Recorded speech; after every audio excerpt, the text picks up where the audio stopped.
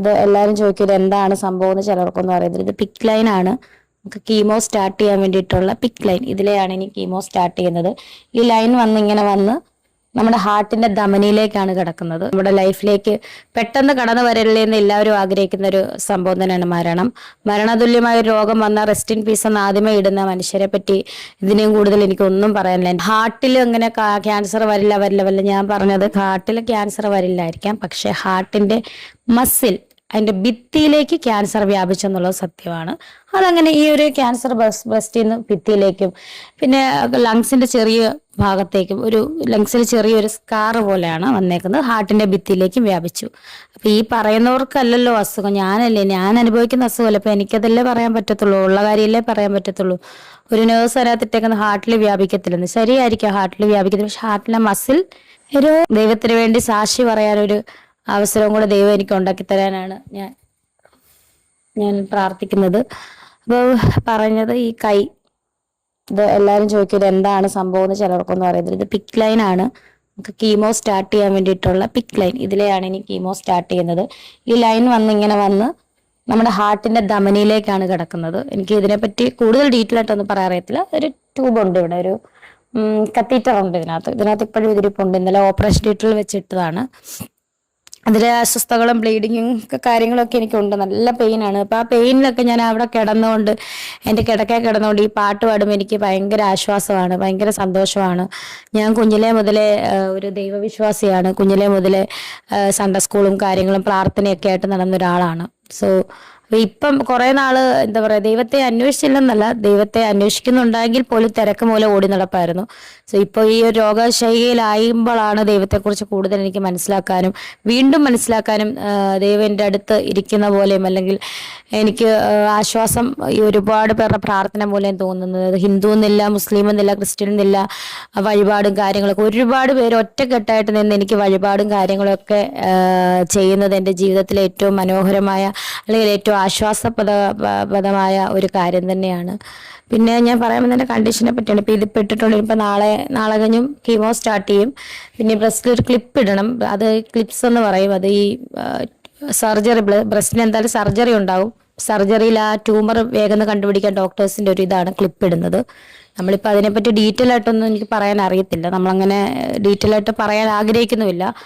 Treatment അതിൻ്റെ നല്ല രീതിയിൽ നടക്കട്ടെ. പിന്നെ എനിക്ക് കുറച്ച് ദിവസമായിട്ട് ഉറക്കവും കാര്യങ്ങളൊക്കെ കുറവായിരുന്നു. വേറെ ഒന്നുമല്ല, ഈ ടെൻഷൻ അറിയാലോ, ചുറ്റുമുള്ള ഒരുപാട് പേര് ഇങ്ങനെ പ്രശ്നം ഉണ്ടാക്കിയിട്ടും അല്ലെങ്കിൽ എന്നെപ്പറ്റി അപവാദം പറഞ്ഞെങ്കിലും പോലും ഞാൻ പതറാതെ നിന്ന് ഇപ്പോഴും ഞാൻ പതറിയില്ല. പക്ഷെ കുറച്ച് ദിവസമായിട്ട് ഈ അസുഖം ശാരീരികമായിട്ടുള്ള അസ്വസ്ഥത കൊണ്ടായിരിക്കണം, ഉറക്കമില്ല. അപ്പം ഇപ്പോൾ ഉറക്കത്തിന് ചെറിയ ടാബ്ലറ്റ് കഴിക്കുന്നുണ്ട്. വലിയ കൂടിയതൊന്നുമല്ല, ഉറക്കം കിട്ടാൻ വേണ്ടിയിട്ട്. അതും ഡോക്ടേഴ്സിൻ്റെ അനുവാദത്തോടു കൂടി തന്നെ അവർ പരിശോധിച്ചിട്ട് തന്നെ ടാബ്ലറ്റ് കഴിച്ചുകൊണ്ടിരിക്കുകയാണ്.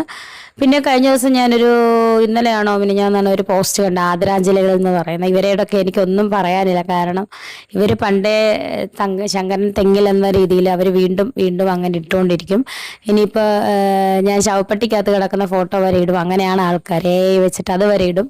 അപ്പോൾ അവരെ പറ്റിയൊന്നും എനിക്ക് പറയാനില്ല. അവരോടൊക്കെ ദൈവമേ ക്ഷമിക്കണേ. അവരുടെ വീട്ടിലൊന്നും ഇങ്ങനെ വരരുതേ എന്ന് മാത്രമേ എനിക്ക് പറയാനുള്ളൂ. ആദരാഞ്ജലികൾ രേണു, റെസ്റ്റ് ഇൻ പീസ്. എനിക്ക് കൈ ഇത്രേ പൊങ്ങത്തുള്ളൂ, വേദനയാട്ടെ. റെസ്റ്റ് ഇൻ പീസ് എന്നൊക്കെ പറഞ്ഞാണ് ഇട്ടേക്കുന്നത്. അത് ഏത് മകനാണോ ആ ഇട്ടേക്കുന്നതെങ്കിൽ ആ മകനോട് എനിക്ക് യാതൊരുവിധ പ്രശ്നമില്ല. കാരണം അവൻ്റെ റീച്ചിന് വേണ്ടിയിട്ട് അവൻ ചെയ്തതാണ്. ആരും ഇനി ഇതുപോലെ ജീവനോടിരിക്കുന്ന ഒരു വ്യക്തിയെ പറ്റി മരിച്ചെന്ന് ഇടരുത്. മരണമെന്ന് പറയുന്നത് വളരെ ദുഃഖകരമായിട്ടുള്ളൊരു സംഭവം തന്നെയാണ്. അത് ഒരിക്കലും നമ്മുടെ ലൈഫിലേക്ക് പെട്ടെന്ന് കടന്നു വരല്ലേ എന്ന് എല്ലാവരും ആഗ്രഹിക്കുന്ന ഒരു സംഭവം തന്നെയാണ് മരണം. മരണതുല്യമായ ഒരു രോഗം വന്ന റെസ്റ്റ് ഇൻ പീസ് എന്ന് ആദ്യമേ ഇടുന്ന മനുഷ്യരെ പറ്റി ഇതിനെയും കൂടുതൽ എനിക്കൊന്നും പറയാനില്ല. എൻ്റെ വ്ളോഗിലൂടെ പറയാനില്ല. കാരണം ഈ വ്ളോഗ് കാണുന്നവർക്കറിയാം എൻ്റെ അവസ്ഥ. പിന്നെ ഹാർട്ടിൽ അങ്ങനെ ക്യാൻസർ വരില്ല. ഞാൻ പറഞ്ഞത് ഹാർട്ടിൽ ക്യാൻസർ വരില്ലായിരിക്കാം, പക്ഷെ ഹാർട്ടിന്റെ മസിൽ അതിന്റെ ഭിത്തിയിലേക്ക് ക്യാൻസർ വ്യാപിച്ചെന്നുള്ളത് സത്യമാണ്. അതങ്ങനെ ഈ ഒരു ക്യാൻസർ ബ്രസ്റ്റിൽ നിന്ന് ഭിത്തിയിലേക്കും പിന്നെ ലങ്സിന്റെ ചെറിയ ഭാഗത്തേക്കും ലങ്സിൽ ചെറിയൊരു സ്കാർ പോലെയാണ് വന്നേക്കുന്നത്. ഹാർട്ടിന്റെ ഭിത്തിയിലേക്കും വ്യാപിച്ചു. അപ്പൊ ഈ പറയുന്നവർക്കല്ലല്ലോ അസുഖം, ഞാൻ അനുഭവിക്കുന്ന അസുഖമല്ല. അപ്പൊ എനിക്കതല്ലേ പറയാൻ പറ്റത്തുള്ളൂ, ഉള്ള കാര്യമല്ലേ പറയാൻ പറ്റത്തുള്ളൂ. ഒരു നേഴ്സ് വരാത്തിട്ടേക്കുന്ന ഹാർട്ടിൽ വ്യാപിക്കത്തില്ലെന്ന്. ശരിയായിരിക്കും, ഹാർട്ടിൽ വ്യാപിക്കത്തില്ല. പക്ഷെ ഹാർട്ടിലെ മസിൽ ഭിത്തിയിൽ വ്യാപിച്ചാലും അതിൽ ഇതുണ്ടായാലും നമ്മൾ ഹാർട്ടിൽ നിന്ന് പറയും. പിന്നെ അതുപോലെ കക്ഷം, ആക്സലറി അല്ലേ, ആക്സലറ സോറി, എനിക്കത് പദം അറിയത്തില്ല. ആക്സലയിലും വ്യാപിച്ചിട്ടുണ്ട്. ഇന്നലെ അതും കുത്തിയെടുത്തു, അതിന്റെ ബയോപ്സി നടത്തി. സോ ഇതൊക്കെയാണ് എൻ്റെ രോഗവിവരവും കാര്യങ്ങളും. ടാബ്ലറ്റ് കഴിച്ചുകൊണ്ടിരിക്കുകയാണ്. ഞാൻ പറഞ്ഞില്ല ഉറക്കമില്ല, ഉറക്ക ഗുളിക കഴിച്ചുകൊണ്ടിരിക്കുകയാണ്. അതും ഡോക്ടറുടെ നിർദ്ദേശപ്രകാരമാണ്. അപ്പം കൗൺസിലിംഗ് ഒക്കെ നടത്തി, കൗൺസിലിങ്ങിലൊക്കെയാണ് ഗുളിക തന്നത്. കാരണം എനിക്ക് ഈ സ്ട്രെസ്സ് താങ്ങാനായിട്ട് പറ്റുന്നില്ല. ഭയങ്കര സ്ട്രെസ്സാണ്. ഇനിയിപ്പം ഹോസ്പിറ്റലിൽ പോയി, ഇനിയിപ്പോൾ ഇന്ന് എനിക്കൊന്ന് ഹോസ്പിറ്റലിൽ പോകണം. ഇവിടെ ബ്ലീഡിങ് ഉണ്ട്, ഈ ഒരു സംഭവത്തിന് ബ്ലീഡിങ് ഉണ്ട്. ഭയങ്കര പെയിനാണ്. കാരണം ഇത് ഇങ്ങനെ വന്ന് ഇങ്ങനെ വന്ന് ഹാർട്ടിലേക്കാണ്. ഹാർട്ടിന്റെ ധമനി എന്ന് പറയല്ലേ, നിങ്ങൾക്ക് അറിയാലോ, ധമനി സിര നമ്മൾ പണ്ട് പഠിച്ചിട്ടുള്ളതാണ്. അതിന്റെ ഇംഗ്ലീഷ് വേർഡ് എനിക്ക് ഓർമ്മയില്ല. അപ്പം ധമനി മെയിൻ വലിയ കുഴലിലേക്കാണ് ഈ ഒരു ട്യൂബ് അല്ലെങ്കിൽ ഈ ഒരു കത്തീറ്റർ ചെന്നേക്കുന്നത്. നേരെ അപ്പം കീമോ തുടങ്ങുമ്പോൾ ഇങ്ങനെ അതിനകത്തോട്ടാണ് പോകുന്നത്.